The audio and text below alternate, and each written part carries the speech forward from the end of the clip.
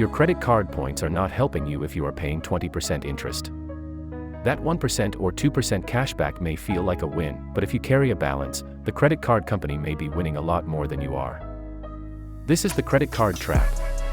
Credit cards can be useful tools, but if you do not understand interest, minimum payments, and balances, they can quietly keep you broke.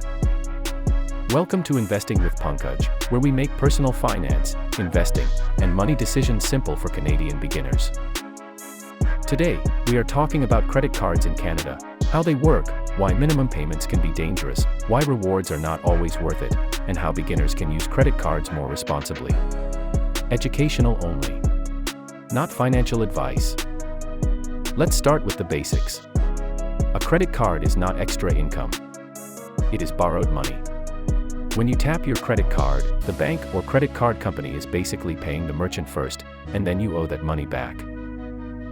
If you pay the full balance by the due date, credit cards can be useful. But if you carry a balance, interest can start working against you.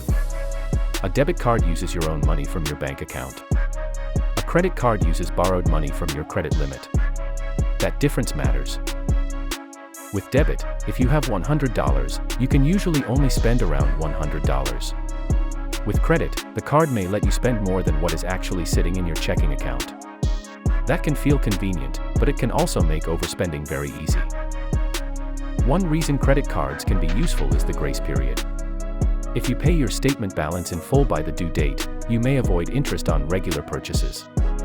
That is how responsible credit card users can benefit from convenience, tracking, fraud protection, points, or cashback. But the key word is full balance. If you only pay part of the balance, the situation changes. When you carry a balance, your credit card becomes expensive debt. Many Canadian credit cards have interest rates around 20% or more on purchases, and cash advances can be even worse. Once interest starts, the cost of everything you bought becomes higher. That $80 dinner, $120 grocery run, or $300 shopping trip may cost much more if you do not pay it off. This is where many beginners get fooled. They think, I am earning points, cashback, or travel rewards, so I am being smart. But if you carry a balance, the interest can destroy the value of the rewards. Earning 2% cashback while paying around 20% interest is like finding $1 on the sidewalk, then dropping $10 into a hole. Technically you found money, but the math is not your friend. This is not just a small problem.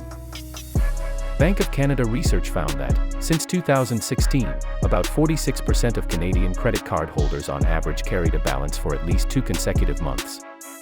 That means many people are not just using credit cards for convenience. They are carrying balances month after month, which can be a sign of cash flow stress. Now let's talk about the minimum payment. Your credit card statement shows a minimum amount you must pay to keep the account in good standing. But minimum payment does not mean smart payment. It only means the minimum required. Paying only the minimum can keep you in debt for a very long time and make you pay much more in interest. Imagine you have a $3,000 credit card balance at around 20% interest. If you only make small minimum payments, a large part of your payment may go toward interest instead of actually reducing the balance. That means the debt can feel like it is barely moving. You pay, and pay.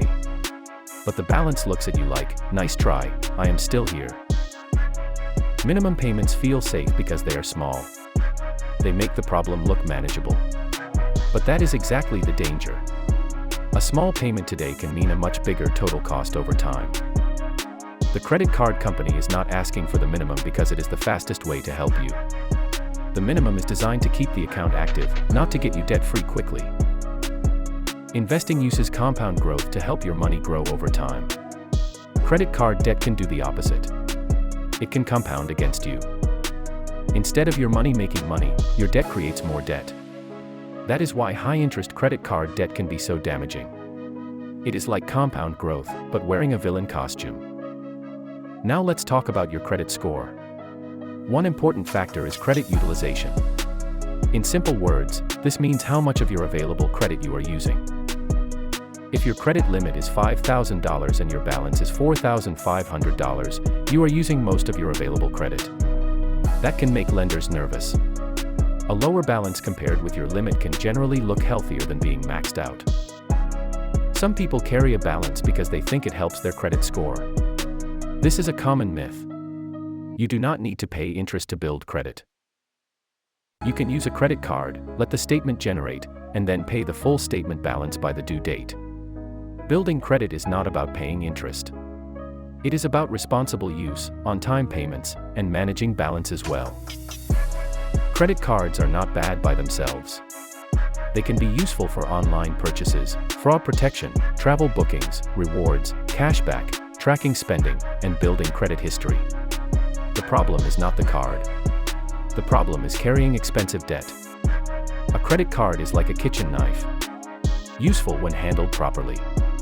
Dangerous when used carelessly. Credit cards become dangerous when they are used to cover lifestyle spending that income cannot support. If the card is paying for groceries because cash flow is tight, that is a warning sign. If the card is paying for vacations, shopping, takeout, and subscriptions that you cannot pay off, that is a problem. If you are using one card to pay another, that is a major red flag. Credit cards can hide lifestyle creep.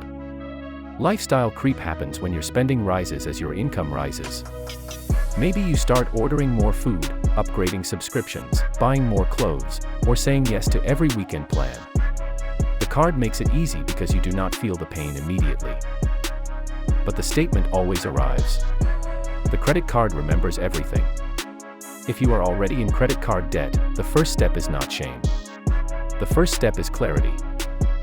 Write down every card, balance, interest rate, minimum payment, and due date.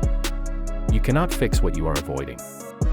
Seeing the numbers may feel uncomfortable, but it gives you control. The goal is not to feel guilty. The goal is to build a plan. One common debt repayment strategy is the avalanche method. This means you pay the minimum on all debts, then put extra money toward the debt with the highest interest rate first. Mathematically, this can save the most interest over time. Since credit cards often have very high interest rates, they are usually near the top of the priority list. Another method is the snowball method. This means you pay the minimum on all debts, then focus extra money on the smallest balance first. This may not always save the most interest mathematically, but it can give you quick wins and motivation. For some people, motivation matters. The best debt plan is the one you can actually stick with. Some people may also explore lower interest options, like a lower rate credit card, balance transfer offer, personal loan, or line of credit. But be careful. Moving debt around is not the same as paying debt off. If you transfer the balance and then keep spending on the old card, you may end up with more debt than before. The real fix is changing the habit and the cash flow. Here are simple beginner rules. Number 1, never treat your credit limit like your money. Number 2, pay the full statement balance when possible. Number 3, do not chase rewards if you carry a balance. Number 4, keep your utilization reasonable. Number 5, pay on time every time. Number 6, if you are in credit card debt, pause new spending and build a payoff plan. The real lesson is this: credit cards are tools, not income. If you use them carefully and pay them off, they can be helpful. If you carry balances and only make minimum payments, they can become one of the most expensive forms of debt. Points and cashback are nice, but freedom from high-interest debt is much more powerful. So before you tap your credit card again, ask yourself, can I pay this off in full? Am I buying this because I need it, or because credit makes it feel painless? Is this card helping my financial life, or hiding a bigger problem? Credit cards are not the enemy, but misunderstanding them can be expensive. Thanks for watching Investing with Pankaj. Follow or subscribe for simple personal finance and investing lessons for Canadian beginners. Educational only. Not financial advice. Do your own research.